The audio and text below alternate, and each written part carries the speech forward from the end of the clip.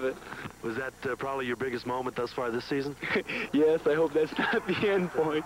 But yeah, that definitely has been the biggest moment so far. And it's also kind of a rarity for a tight end to catch a pass out of the Air Force wishbone. But it does happen occasionally. In fact, in the Army game, the Falcons had decided to go for two again. And when I saw B.J. huddled along with Coach Deberry and the others on the sideline, I thought the play had been called again. But this time a run, Johnny Smith up the middle for two. But B.J. still played a big part. In fact, he did what he does best, and that is block. In fact, because the tight ends are primarily blockers at Air Force, tight ends coach Dick Inga told us he doesn't call the guys tight ends. They're known as outside tackles. Split tackles is what we say. Yeah, that's right. Pretty much that's correct. I don't know. We're hoping to get Coach DeBerry to throw to us more, but, you know, when you play tight end here, you pretty much accept the fact that you're going to do a lot of blocking. And, you know, we complain and joke around about it, but, you know, we really don't mind that much. BJ is a 6'2", 211-pound senior from Concord, North Carolina, who at the beginning of the season was listed #1 on the depth chart at tight end, but then ankle problems. I've had ankle problems since I've been here, but, you know, it started getting bad after UTEP. I kind of messed up. Thing is though, I mean, Frank was moving really well then, so without a doubt, he was clearly #1 at the time, and that's when Coach Inga went with him. And I think it's a good idea because, you know, right then I wasn't moving well at all, so I think it's a good move. And that shows you just how unselfish BJ is. He's talking about number 92, Frank Martini, now the starter at tight end, who really came along beginning with that Utah game and this nice catch. But BJ shows no animosity. He's just happy to be a part of this team, a team that many so-called experts wanted to write off at the beginning of the year.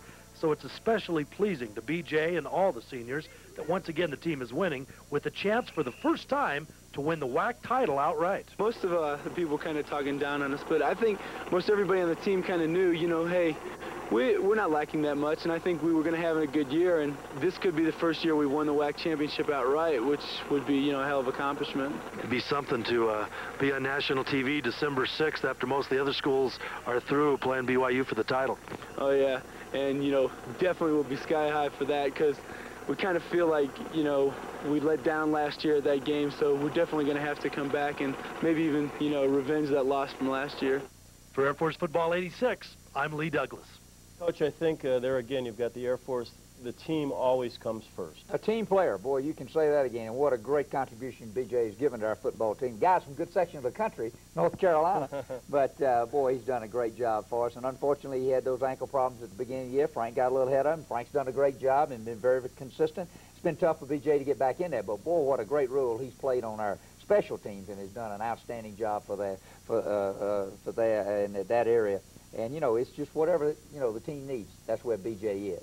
All right, Coach, we're going to meet another one of your assistants who is back at the academy. He's from a good section of the country, too. Here's Billy Mitchell. The newest member of the Air Force coaching staff is Major Billy Mitchell, but he's no stranger to the academy or the football program.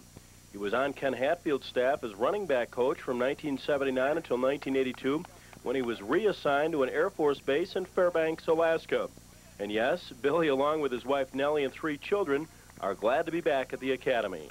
The reason I left to begin with is that I am a flyer, like I say, and I had to go back in my obligation to flying and complete that.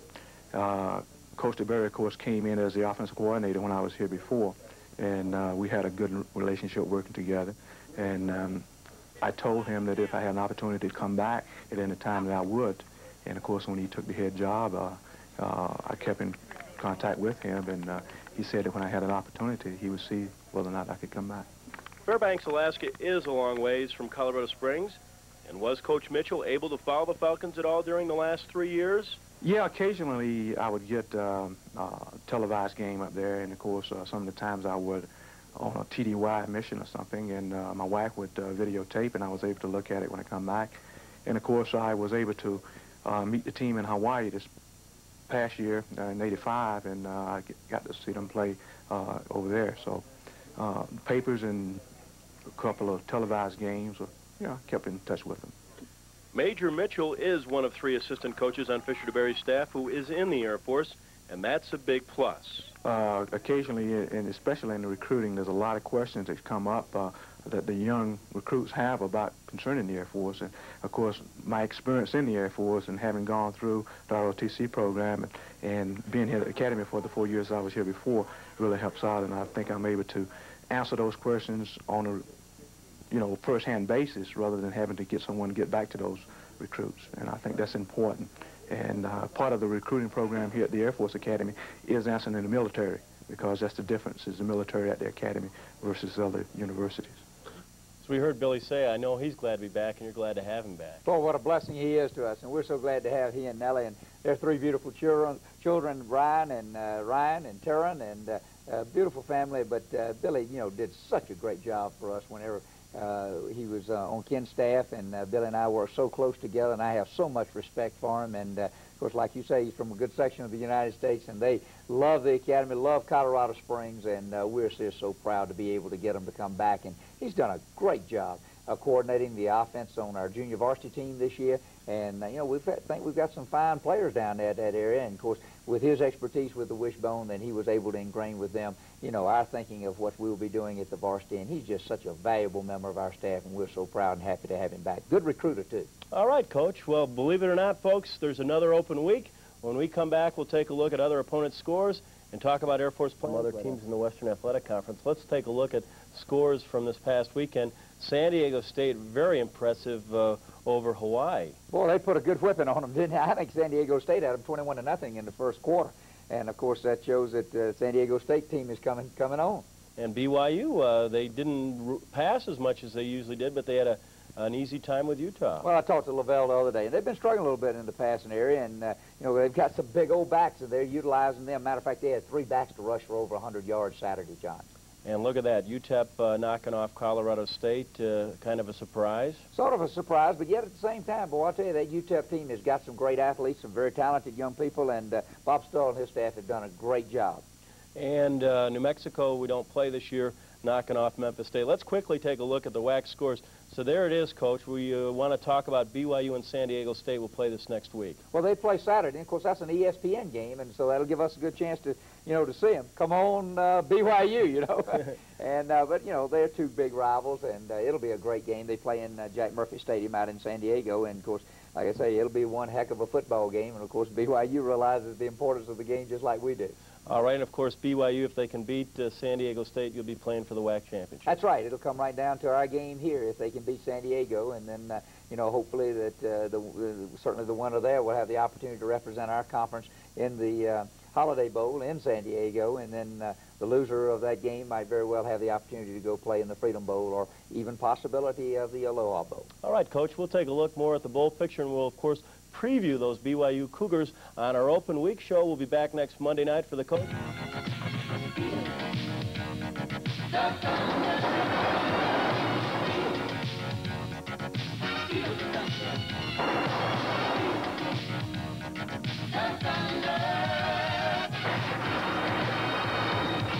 TV 13, the leader in sports television, presents Air Force Football 1986 with head coach Fisher Deberry. Sponsored by the First National Bank, McDonald's, USAA Insurance, and True Value Hardware. Now your host, John Eves.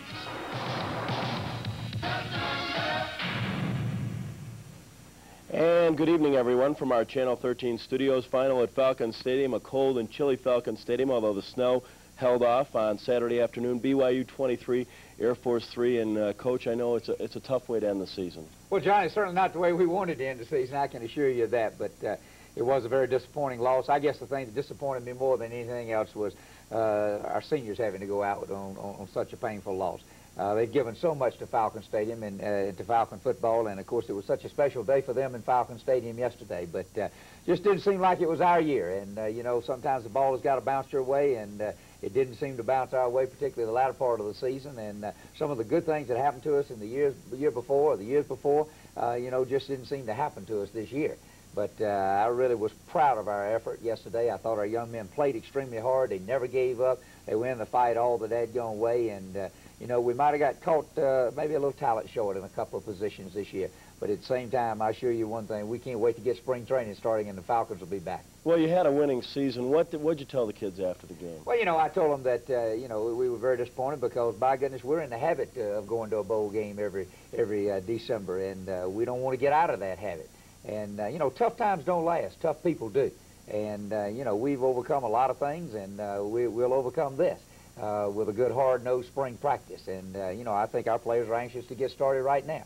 But I told them, too, that, you know, that probably we exceeded the expectations of a lot of people. Because, you know, I don't think with the number of people that we lost coming off the 12-1 season that we had the year before, that people really thought that probably we would have a winning football season this year. But I think we, you know, have tremendous spirit. I think we have tremendous pride in our young men, and I think we have tremendous character in our football program. And, you know our young men will do what it takes to get back.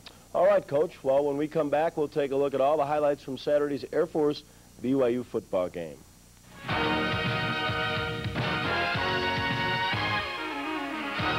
In fact, it was on national television. Well, John, we really appreciate our fan support this year. We set an